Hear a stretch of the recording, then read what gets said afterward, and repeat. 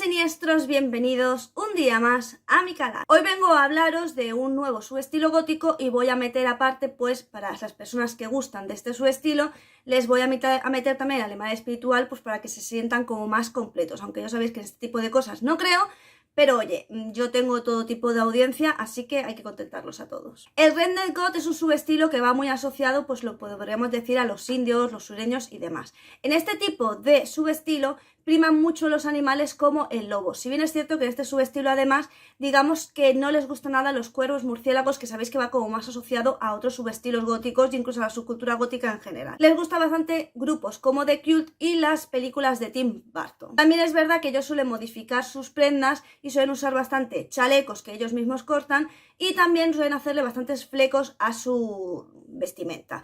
Y otra cosa que también destaca es un tipo de bota, bueno, que ahora pondré por aquí una fotografía para que veáis el tipo de bota a la que me refiero, que es un poco como rollo vaquero, indio, etc. Les gustan muchísimo las cosas espirituales que vayan asociadas sobre todo a los animales, de ahí que ahora vayamos a ver qué animal eres según tu signo del zodiaco, animal espiritual, que es algo que le gusta bastante pues a los que llevan este subestilo. Aparte de gustarle muchísimo el incienso y cosas u objetos como el atrapasueños y los collares de cuencas, que son básicamente como de piedras que tienen cierto simbolismo. Y vamos a empezar con los animales espirituales. Si eres Aries, tu animal espiritual es el guepardo. Ya sabéis que es el animal más rápido del mundo, o si no el más rápido de los más rápidos del mundo, y este animal representa valentía, capacidad de liderazgo y también tener el impulso necesario para tomar una decisión clave en un momento rápido. Si eres Tauro, tu animal espiritual es el oso polar, animal que se caracteriza en este sentido por ser muy tranquilo, a no ser que toquen a alguien que aprecia o quiere. Por lo tanto,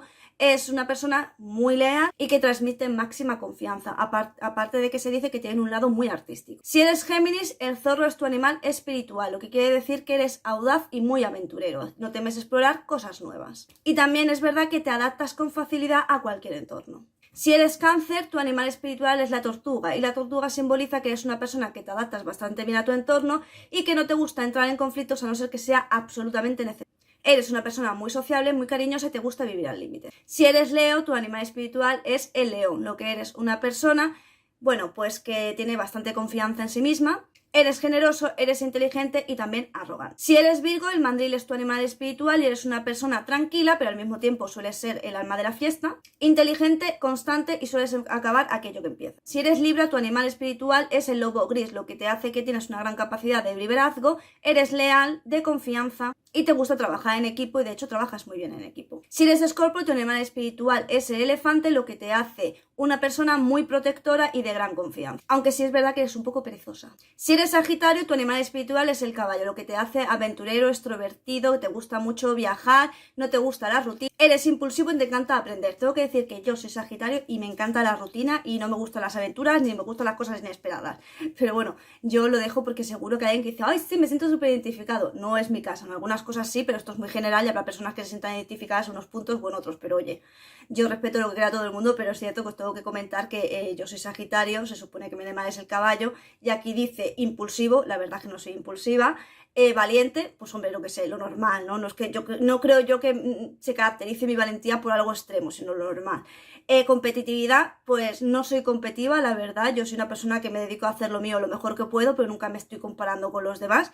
Sí que es verdad que a lo mejor en cuanto a videojuegos y tal tengo mal perder, pero no porque compita, sino porque me da mucha rabia hacer las cosas mal, por eso, porque soy perfeccionista, pero no competitiva. Y luego que me encanta la aventura, de hecho, no, vale, me gusta todo tenerlo súper bien, digamos, estructurado para yo poder saber pues lo que me viene o no me viene, no me gustan los imprevistos. Y en cuanto al anime de aprender, sí, es verdad, me gusta mucho aprender, pero bueno, yo creo que eso es por otra cosa que los suscriptores de mi canal seguro que saben bien el por qué es, las personas que más me conozcan.